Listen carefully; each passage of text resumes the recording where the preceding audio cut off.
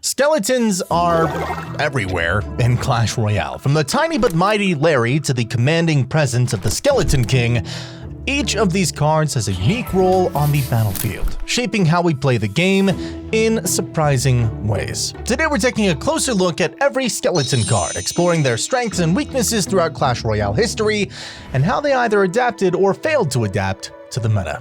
Whether you're here to sharpen your understanding between the different skeleton cards, or you're just curious about their history, this is your one-stop guide to understanding the Bone Brigade. Skeletons are one of the most versatile and valuable cards in Clash Royale. For just one elixir, you get 3 of them, offering incredible utility and strategic depth. They can distract an incoming prince, deal notable damage to a hog rider or giant, and of course, cycle back to your win condition quickly. Over the years, skeletons have remained a staple in many great decks, proving their worth time and time again. At the launch of Clash Royale in January of 2016, skeletons spawned in a pack of 4, unlike the pack of 3 we know today. Despite their larger count, their usage rate was surprisingly low, just 4% in top ladder. This wasn't because they were ineffective, but rather because players hadn't yet realized their potential. As the game matured and players gained a deeper understanding of strategy, skeletons became a key card, with their usage skyrocketing to an impressive 50% in 2016. Their versatility made them a dominant choice, but in February of 2017, they were hit with a major nerf. One of their brothers was removed, reducing their count from 4 down to 3. This change had a pretty significant impact, and their usage rate plummeted to 7%. However, it seemed their missing brother wasn't gone for good. Just weeks later, skeletons were buffed back to 4, leading to an incredible resurgence. Their usage rate climbed to 53%, and by June of that year, they reached an astonishing 72.5% usage rate. This dominance could not last forever, obviously, and in response, the developers reverted their count back to 3 yet again. This time, however, their brother went on an extended vacation. By September, skeletons hit rock bottom with a usage rate of just 2%, a stark contrast to their previous dominance. They were nearly forgotten. But more than a year later, in December of 2018, skeletons began to resurge, reaching a 10% usage rate in grand challenges. By April of 2019, their usage climbed to 12%, and by the end of the year, it hit an impressive 20%. Remarkably, this growth came without any buffs. From 2% to 20% usage, skeletons kind of proved their adaptability and value. The upward trend continued into 2020, with skeletons reaching a solid 29% usage rate.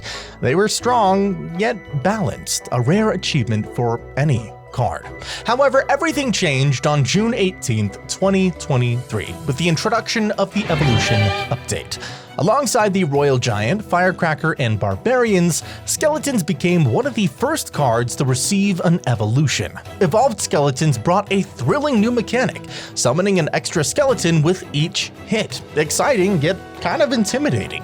This update had all the potential to redefine their place in the meta. Initially, however, the evolved skellies didn't make a huge impact. They required 3 cycles to activate, and only a maximum of 6 could be on the battlefield at a time. Now, on the bright side, their evolution restored their count to 4, but the restrictions meant that they were often a one-time use card per match. Additionally, a simple log or zap could eliminate them just as easily as regular skellies, and as a result, their usage rate in top ladder was a disappointing 1.8%. Determined to make the evolved skeletons shine, the developers introduced significant changes in August of 2023. The activation requirement was reduced to 2 cycles, the maximum count increased to 8, and their hit speed improved from 0.5 seconds down to 0.4. These buffs made a notable difference, and by 2024, evolved skeletons reached an impressive 31.4% usage rate. Despite receiving numerous nerfs since then, they've remained one of the most popular evolutions in the game. But now a major change looms on the horizon. On January 7th, 2025, the evolved skeletons count will drop from 4 to 3 once again. They really hate that 4th brother. This nerf could finally be the balancing adjustment they've needed. However, if history has taught us anything, it's that Larry always finds a way back to relevance. Now all you need to do is find a way down to that subscribe button and hit subscribe to the channel if you enjoy the content. You know, these videos take a really long time and a lot of effort to make, so I would really appreciate the support. Thank you in advance. You're awesome. Seriously, this community is amazing. Anyway, let's move on to the guards. Essentially skeletons with shields, but don't let that description fool you. Their shields give them quite the unique ability to tank a hit from literally anything, making them an exceptional defensive card.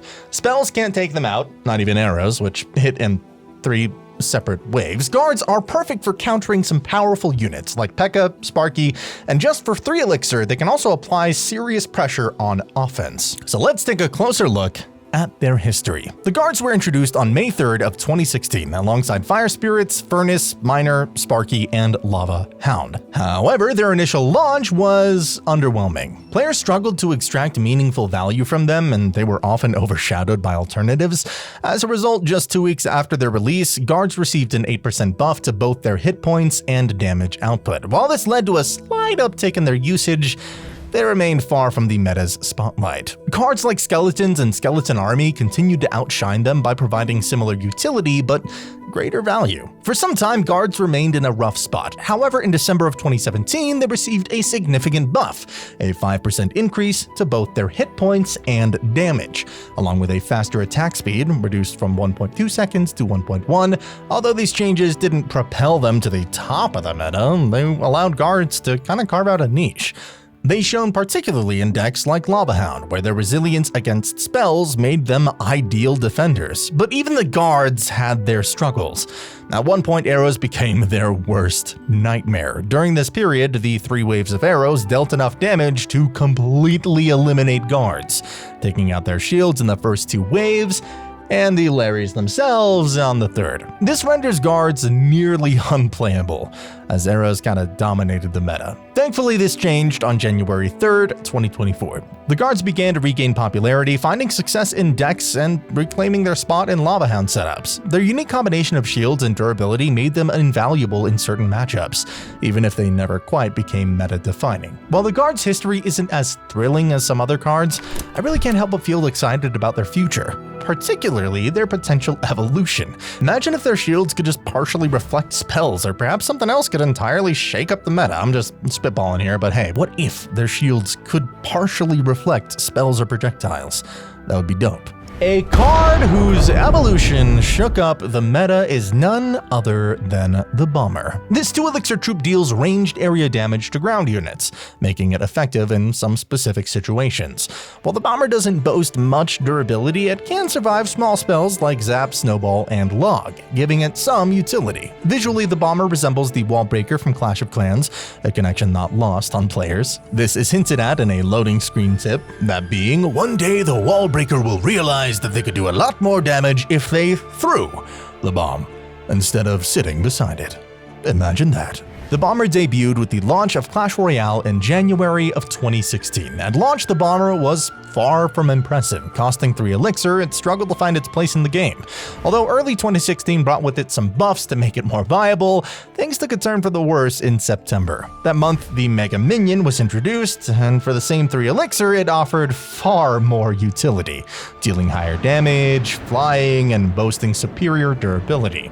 The Bomber's usage rate plummeted to 0%. Despite multiple buffs, including increased damage and faster projectile speed, the Bomber remained underwhelming throughout 2017. However, in 2018, players discovered some synergy between the Bomber and Tornado, which proved effective at shutting down enemy pushes. Midway through the year, the Bomber received a range buff, increasing its reach from 4.5 tiles up to 5. And while it didn't dominate the meta, these changes sparked renewed interest. In 2019, the Bomber underwent a massive transformation with a 28% increase in hit points. This allowed it to survive 4 cannon shots, 5 magic archer hits,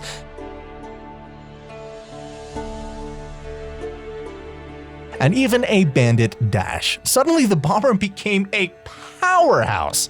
Thriving in decks like Golem Beatdown and P.E.K.K.A Bridge Spam, its strength led to necessary nerfs in 2020 as developers sought to balance the card. In 2021, the Bomber received a complete rework. Its hit points were reduced by 31%, and its damage was increased by 32%. However, it gained a significant advantage. Its elixir cost was lowered from 3 to 2. For the first time, the bomber became vulnerable to arrows. Initially, the community was divided on this change, but the 2-elixir bomber quickly proved its worth, achieving a 12% usage rate within weeks. Since then, the bomber has maintained a steady presence in the game. The evolution era of 2023 brought even greater potential for the bomber, though it had to wait its turn. The firecracker was one of the first cards to receive an evolution, and its overwhelming power made it the go-to choice for many players. As a result, the bomber kind of remained in the shadows for a few months. That changed on February 5th, 2024, when the bomber's evolution was introduced, and this evolution was a game changer. The bomber's bombs bounced twice after the initial impact, dealing damage to units behind the target and extending its reach to an incredible 11.5 tiles, essentially turning it into a magic archer on steroids. And to make matters worse, this evolution required just one cycle to activate. Initially, developers even considered giving the evolved bomber a 25% health boost to survive arrows. And luckily, that change was scrapped before release, because dear God. By March of 2024, the bomber had soared to a 52% usage rate, climbing to 62% in April. Its power was undeniable, prompting a nerf that reduced the bounce range from its bombs from 3 tiles down to 2.5. However, this change barely dented its popularity. The bomber's evolution remained dominant, leading to another nerf. Starting in June, it required 2 cycles instead of 1, making it slightly easier to counter, yet even that was not enough. On December 16th, 2024, the Evo bomber faced another game-altering nerf. Its bombs could no longer hit the same enemy twice. This effectively removed one of its most overpowered traits, as it could no longer deal double damage to large units. Despite these nerfs, the regular bomber has retained its place in the meta, appearing in a variety of decks where its low cost and reliable area damage continue to shine. Whether evolved or not, the bomber remains ready to toss its bombs wherever they're needed. Now let's see how his brother in the tower was dealing with the meta throughout the years. The Bomb Tower is a 4-elixir building card that deals splash damage to ground troops. Upon destruction, it leaves behind a bomb that detonates after 3 seconds. Despite the tower housing a bomber, it actually deals a tiny bit less damage than the regular bomber. But similar to the bomber, the Bomb Tower has gone through some massive changes. So let's go back to 2016 to look at some of the major differences. For starters, the Bomb Tower used to be 5 elixir instead of the current 4. Granted, it had an incredible amount of hit points back then and a very long lifetime, but so did every other building, as the dev team was still trying to balance the game. Another big thing that was different is the fact that the Bomb Tower didn't leave a bomb behind when destroyed. These things caused players to not use the Bomb Tower in top ladder. Inferno Tower and Tesla were way more efficient at dealing with incoming troops while also being able to deal with air troops. 2016 was a very sad and boring year for the Bomb Tower. Throughout 2017, the Bomb Tower started to get stronger. The introduction of the Night Witch definitely made the Bomb Tower one of the more viable buildings to counter the Golem Night Witch meta, as it could splash onto the Night Witch while dealing with the Golem, and unlike the Inferno Tower, a zap wouldn't reset its damage output. But even when the Golem Night Witch meta died down, the Bomb Tower still felt too oppressive without needing any good placement or timing. So in August of 2018, the Bomb Tower would become a more flexible card, allowing it to be played in a broader variety of decks. They reduced the elixir cost to 4 elixir in exchange for 33% of its hit points and 5 seconds of its lifetime. While this definitely made the Bomb Tower more flexible, it was a bit too big of a nerf. The reduction in health was a step in the right direction, but the damage output couldn't quite keep up with other defensive buildings, which is why 2 months later, it would get a 5% damage buff. This made for a pretty significant interaction change. Royal Hogs would now die with 1 less shot from the Bomb Tower, and the Bomb Tower could now one-shot goblins. This, however, wasn't quite enough to make the Bomb Tower a go-to pick. It wasn't necessarily weak, but other defensive buildings like Tesla and Cannon were simply a lot stronger. So in April of 2019, they added death damage to the Bomb Tower. What's interesting is that the Bomb Tower was first introduced in Clash Royale, and then later added to Clash of Clans. In Clash of Clans, the Bomb Tower had death damage from the very beginning, whereas in Clash Royale, it took a couple of years. It's interesting to see how Supercell can learn and improve their games by looking at features from their different games. Anyway, the death damage surely helped with its viability, but it wasn't used nearly as much as other defensive buildings. But with the introduction of the Elixir Golem in late 2019, the Bomb Tower was poised to make some moves. The Bomb Tower was a perfect counter to this overpowered purple monstrosity, and this made people realize that the Bomb Tower was actually pretty good, even when not countering the Elixir Golem.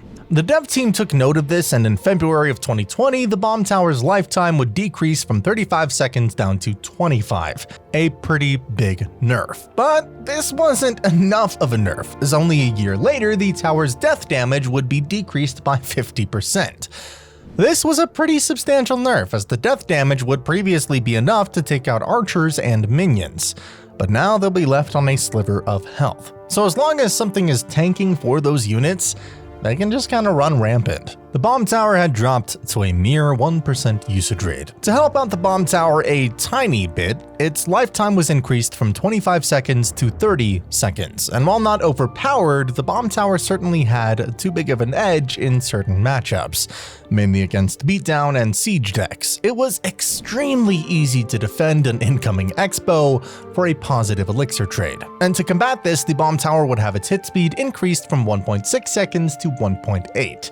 As of today, the Bomb Tower isn't that prevalent in the meta, but I have hope for every single card that is yet to receive an evolution. We've discussed skeleton troops and even a skeleton building, but now it's time to spotlight a skeleton spell.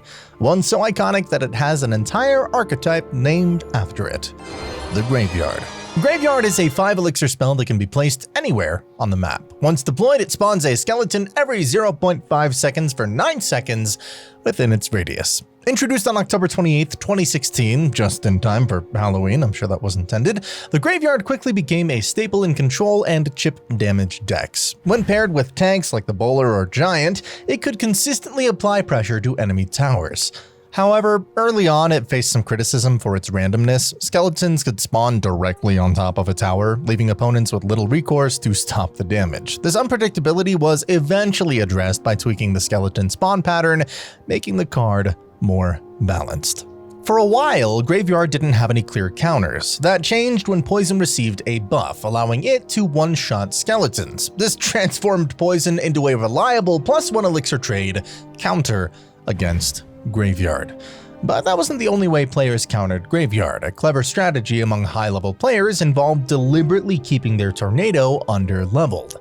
Why? Well, normally Tornado kills skeletons with a single tick of damage. However, when under-leveled, it wouldn't fully eliminate a skeleton. By correctly timing and placing Tornado, players could pull a single skeleton to their King Tower, activating it and leaving it at half health. Once the King Tower was activated, the Graveyard players' chances of breaking through dropped significantly. With no tank to protect them, the fragile skellies would be swiftly dispatched. Over the years, Graveyard has remained a steady win condition. It's never dominated the meta with sky-high usage rates, largely because its playstyle is niche and doesn't resonate with every player. The Skeleton King boasts a Graveyard-like ability of its own, a champion card introduced on October 27th, 2021. Can you believe it's been over 3 years already? The Skeleton King costs 4 elixir and deals splash damage similar to the Dark Prince. His ability, which costs 2 elixir, summons skeletons in a radius around him. Here is the twist. While Skeleton King is on the field, any troops that die are converted into souls, which he collects. The number of souls determines how many skeletons his ability spawns, making him a force to be reckoned with in swarm-heavy matches. When he first dropped, however, the Skeleton King was quite underwhelming. His splash radius was significantly smaller, just 1 tile compared to the current 1.3, and he dealt 14% less damage. But the most laughable part? He was susceptible to knockback. Yeah, that's right, our imposing Skeleton King could be pushed around. This particular quirk didn't last long, getting removed just a week after his release. Once these buffs rolled out, the Skeleton King became a powerhouse. Champions already had the advantage of enabling a 3-card cycle, and now the Skeleton King had even more synergy with popular decks. Graveyard decks flourished alongside him since fallen skellies could feed directly into his ability, creating a devastating combination. However, his overwhelming strength did not go unnoticed, and balance changes flowed in. In 2022, his abilities summoned skeletons were reduced from 20 down to 18. That adjustment wasn't enough though, and less than a month later, the count was dropped again, this time to 16. These tweaks brought him more in line with other champions while maintaining his viability.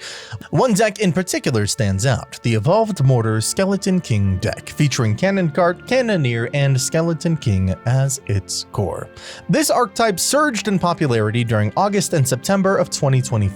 The deck excelled at swarming the board, feeding Skeleton King's ability with souls from cards like Bomber and Skeleton Dragons, which could clear enemy swarms efficiently.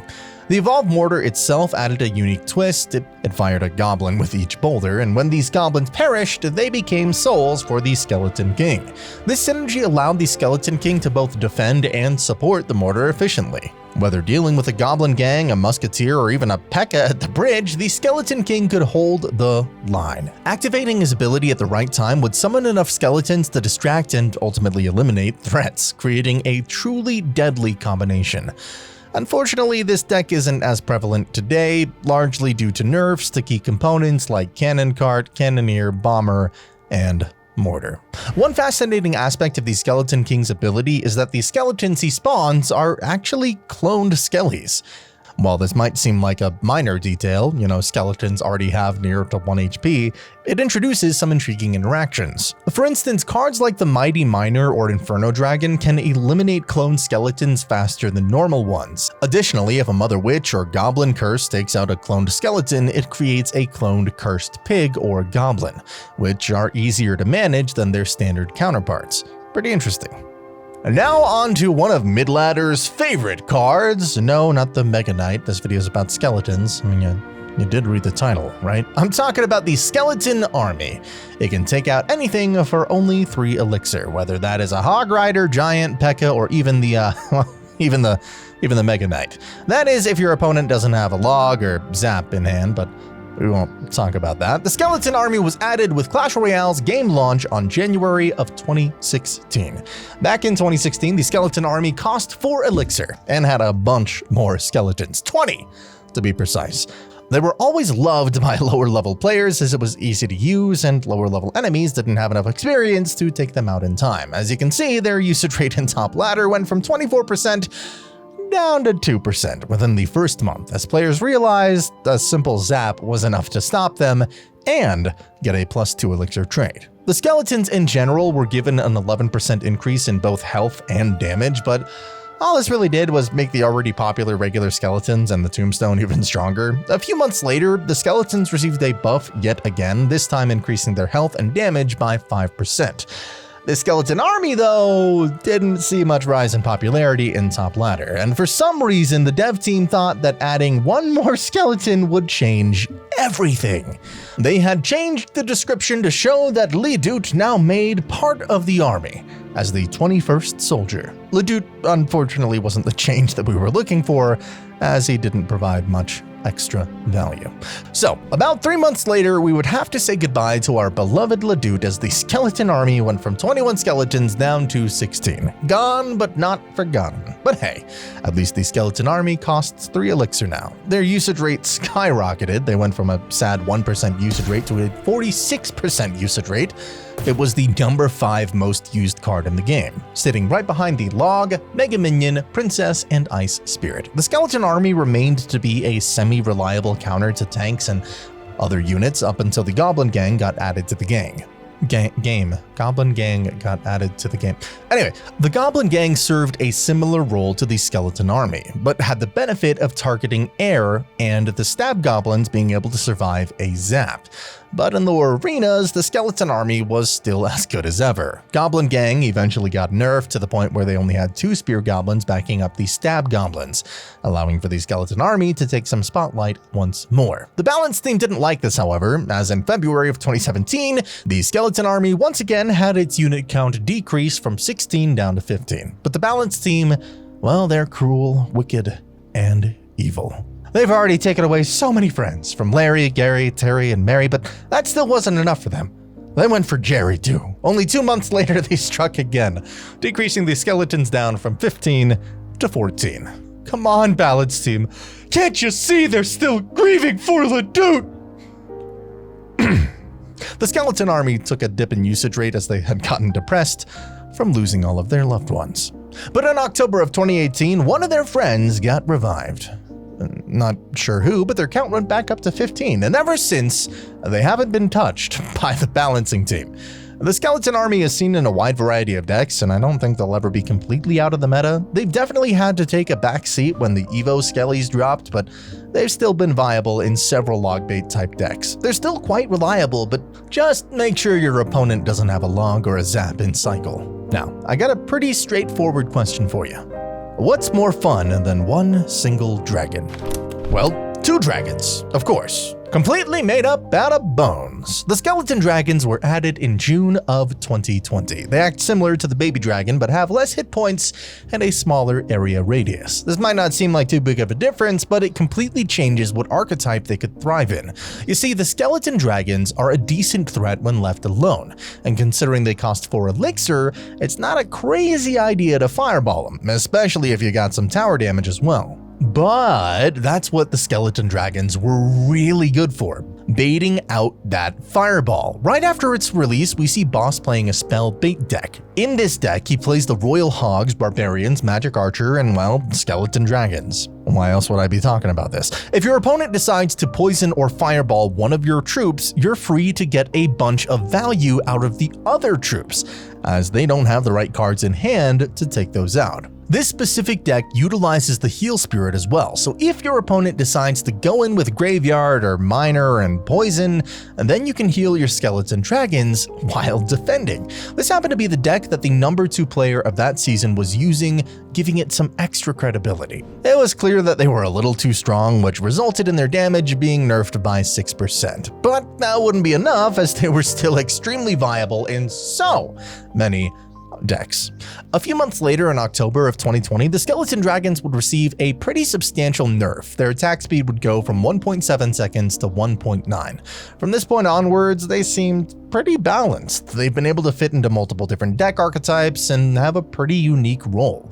Though the dev team was generous, and in June of 2023, they would get 2 buffs. The first they received was a 5.8% health buff, allowing them to survive 1 extra hit from units like spear goblins.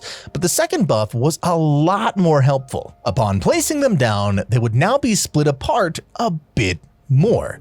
How is this a buff, you might ask? Well, that meant that they wouldn't get splashed on nearly as often anymore, which meant that oftentimes one Skelly Dragon would survive and deal some chip damage, or could help defend a bit longer. This buff also helped them get into the mortar deck we mentioned before when talking about the Skeleton King, so there's also that. They haven't been making crazy waves recently, but you'll occasionally see them flying around in some Lava Hound decks. Something else you'll see flying around in Lava Hound decks is the Balloon. The Balloon is a building targeting melee air troop with high hit points and very high damage. When it's defeated, it drops a bomb which explodes after 3 seconds, dealing moderate damage. The Balloon costs 5 elixir and is piloted by the Wallbreaker. Interestingly enough, it's said in Clash of Clans that the skeletons inside of the Balloon are promoted Wallbreakers. I don't know how any Wallbreaker would survive long enough to get promoted, but that's beside the point. Anyway, since its debut in 2016, the Balloon has been a formidable force, dealing massive amounts of damage with even a single connection to the tower. Regardless of its strength, it received a 5% health buff in March, but this was mainly due to defensive buildings being too strong in early stages of Clash Royale. Something interesting that I'm happy they changed is the health bar's size. In the starting months of 2016, the Balloon, for some reason, bar as if it was a low health troop. This made it difficult to gauge just how close you were to defeating the balloon, and miscalculating this would cost you a third of your tower. Before freeze was reworked, the balloon and freeze combo was deadly. Once your balloon got close to the enemy tower, you'd simply plop a freeze onto the tower and maybe some minions, and you'd nearly guarantee yourself a crown, as the freeze lasted nearly 8 seconds. Insane. A few months later, the Lava Hound was added to the game, and a strategy that was already widely popular in Clash of Clans would now be used in Clash Royale as well. Lava Loon. And God, that just rolls right off your tongue. Don't worry guys, we've got some COC content coming on this channel soon. The Lava Hound tanking all the hits for the balloon, allowing the balloon to sneak through and bombard the Princess Tower. This strategy has been a staple in Clash Royale history for many years, and probably will be for many years to come. As I mentioned at the start of this section, the balloon deals death damage. Though this was laughably weak, it was just barely enough to take out spear goblins and skeletons. That's it. The dev team wanted to see some change in this and increased the death damage by a whopping 105% in December of 2016. Granted, they decreased the explosion radius from 3 tiles to 2, but this was still a massive buff. This allowed the death damage to take out archers, stab goblins, and even a princess. The balloon was thriving, and earlier that year, we also received the Lumberjack, which caused for another deadly combo, that being Lumber Loon. The Lumberjack runs in front, tanking all the damage and killing whatever he can, while the balloon follows. Then when the Lumberjack dies, he drops a rage spell, which allows your balloon to deal some massive damage at an insane rate. In August of 2018, the balloon received a nerf that was very deserved. It would now take knockback from Fireball and Rocket, and soon to come, Giant Snowball. This knockback allowed your troops to deal with the balloon a lot more effectively. The upcoming years, the balloon is mainly used in Lava Loon and Lumber Loon. In 2021, it does receive a nerf to its death damage, which allows archers and other troops to live through the explosion again, but it's 2022 where the balloon undergoes a rework. Its damage would be decreased by a whopping 33%, but its attack speed would go from 3 seconds to 2 seconds, which is basically a 33% buff to its attack speed. This means that its damage per second would remain the same, but if it only got a single hit, it wouldn't be as devastating. Since this rework, the balloon hasn't seen any changes, but still remains a very strong and reliable win condition. New archetypes have been created, such as Balloon Cycle and Minor Balloon Control. And God, am I curious to see what evolution will do to this card. Maybe dropping smaller bombs wherever he's traveling, I don't know. I just know it's gonna be busted. A skeleton that drops anything but a small bomb is the Giant Skeleton, and this has got to be one of my favorite cards in Clash Royale. For 6 elixir, you get a big, dare I say, giant skeleton that targets other troops. This obviously isn't that exciting, but things start getting really exciting when he dies. Sounds a bit dark when I say it out loud, but I'm serious. Once the Giant Skeleton dies, he drops this massive bomb that deals big damage to anything standing in its radius. And if you think his damage is big now, let me quickly take you back to 2016. In 2016, the Giant Skeleton was the ultimate defense. If there was a massive counter push coming your way, you just throw this big guy down, and in a matter of seconds, the battlefield is empty. It's like a rocket that required no timing. He's never been very viable in top ladder due to his gimmicky nature. He'd only have real value if he connected to the tower, but he had way too much trouble doing so. Clash Royale has always said they want to promote offensive behavior, and the way a giant skeleton could shut down a big push so easily wasn't what they wanted or envisioned when they designed him. So a few years later, in 2021, the death damage would be decreased by 54%, while his regular attack damage was increased by 29%. This was a pretty necessary change, as it would get rid of that ratty playstyle he was associated with before, and increasing his normal attack damage helped him reach towers a bit easier, as he could now one-shot goblins and take out most other units with 1 or 2 less hits. Though if it did reach the tower, it would be a bomb that wasn't that exciting anymore, which is why a few months after this rework, his death damage would be doubled. But only against crown towers. The Giant Skeleton has rarely seen any competitive play, but was seen in a Royal Giant deck in 2022, in which he tanked for the Royal Giant and takes out swarm units, and when it died, its bomb could help clear out the remaining units. The Giant Skeleton is mainly a fun card that is loved by many, but not used by many. Paired with the Mirror and Clone, he is a must-have in 2v2 though. That is some fun. On to the Witch, which isn't exactly a skeleton card, but she does spawn skeletons. So I wanted to quickly mention her here and talk about the changes made to her skeleton specifically. She, as many other cards in this video, was also added during the launch of Clash Royale in January of 2016. She costs 5 elixir and targets ground as well as air, dealing area damage. But her unique ability is summoning a group of skeletons every 7 seconds. But this summoning ability has changed quite a lot over the years. First off, she would spawn skeletons that were a full level higher than her. This meant that a level 13 witch could spawn level 14 skeletons.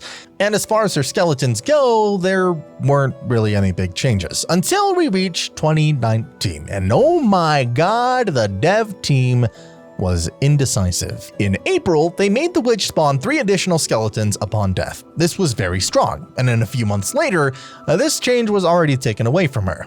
In the same balance update they took this away, they also changed the way her skeletons spawn. They used to just shoot out from the front, but from this point onwards, they would make a plus shape around her. This allowed the skeletons to spawn all at the same time instead of one by one. Now the witch has undergone a lot of changes herself, and I mean a lot, so I'm not going to cover that in this video, but as far as her skeletons go, these were the only changes. Oh, and as a side note, I wanted to quickly mention the Super Witch, considering she also spawns skeletons. And now you can't tell me I forgot a card in the comments down below. Unless I did, and well, now that would just be embarrassing. Moving on to the Tombstone. The Tombstone is a 3 elixir spawner that spawns goblins. I'm kidding, I mean, it spawns skeletons. There's a video about skeletons. It spawns skeletons. You know, I was testing your attention span. Stop doom scrolling. Get off TikTok. It's gone now anyway. You will be missed. If you're in the US. Anyway. The Tombstone is rumored to have originated from a Halloween obstacle in Clash of Clans called the Halloween Headstone. In the early days of Clash Royale, this card has proven to be an absolute beast on defense, as it can even pull giants and golems while spawning a massive horde of skeletons. And upon destruction, you'd get another 6 skeletons. It's always been very, very strong, especially during October when there was a golem beatdown meta. Inferno towers would simply get zapped or hit by a lightning, and throwing a lightning on a tombstone wasn't the best idea, but the Tombstone was still incredibly good at countering the golem and even reached an incredible 62% win rate. And it's also proven to go well with Lava Hound and add some extra pressure. Throughout the years, Tombstone has mainly received nerfs as it was way too good at getting positive elixir trades and was outshining defensive buildings like the Tesla and Bomb Tower. Something only real ones will remember is that on April Fools of 2016, certain content creators were given a different version of the game. This version had massive tombstones that would spawn giant skeletons instead of regular ones. Maybe a neat idea for an evolution. Oh god, no. Oh, please no. Straight from Clash of Clans, they had finally arrived in Clash Royale in February of 2019. The Wallbreakers were absolutely horrible on release. Costing 3 elixir with no added benefits, they were left untouched by pretty much everyone. After a couple of desperate attempts at buffing the card, the dev team had decided to just lower the elixir cost to 2 elixir, which in hindsight was the best thing they could have done for the card. But not changing any stats and simply lowering the elixir cost can be dangerous. And it was. The Wallbreakers were way too strong and were quickly hit with a 19% damage nerf and area radius nerf 2 weeks later. From that point on, they were pretty much left untouched. They seemed pretty balanced and had found their place in some archetypes. They were in minor control, some bait decks, and in bridge spam. They had a pretty well thought out design. You can split them at the bridge and they'll still both connect if left ignored. So for only 2 elixir, you could apply some serious dual lane pressure. And they would just barely survive a log, which made them extremely powerful when paired with a miner, as they would still connect, dealing their full damage. They seemed pretty balanced, but let's throw out the window and release the Evolved Wallbreakers. Yay! The Evolved Wallbreakers were the first epic card in the game to receive an evolution.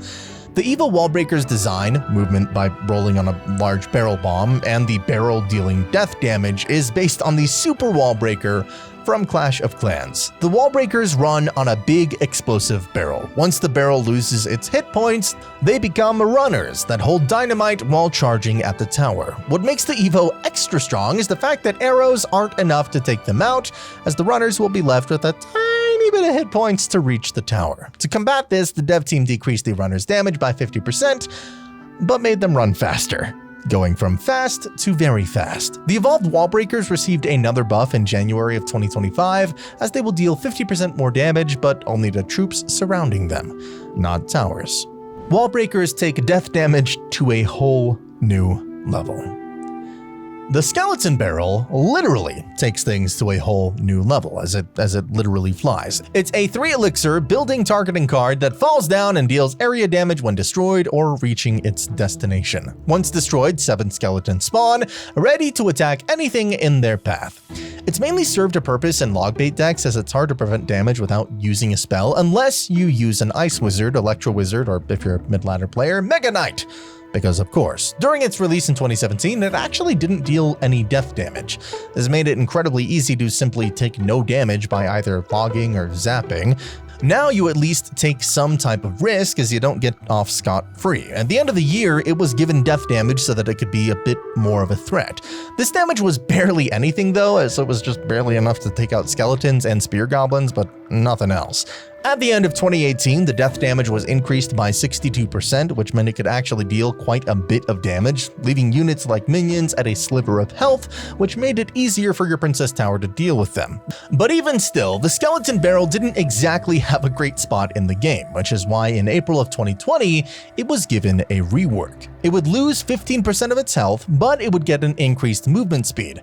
That was pretty huge, as it could now pose a way bigger threat and required a quicker response. It was quite tanky for how quick it was floating towards the tower, so at the end of the year it was given a 19% health reduction. And up until then, it's been a niche but viable card in bridge spam, control, and logbait decks. At the end of 2024, it even received a 9% damage increase to its death damage. And I know I say this for nearly every card, but man am I excited to see what an evolved skeleton barrel would look like. Now, imagine a Clash Royale with no balance changes. Total chaos, right? Well, if you're interested, that is exactly what I dive into in this next video. Trust me, it is something you don't see every day. So make sure to check it out now. I'll see you there.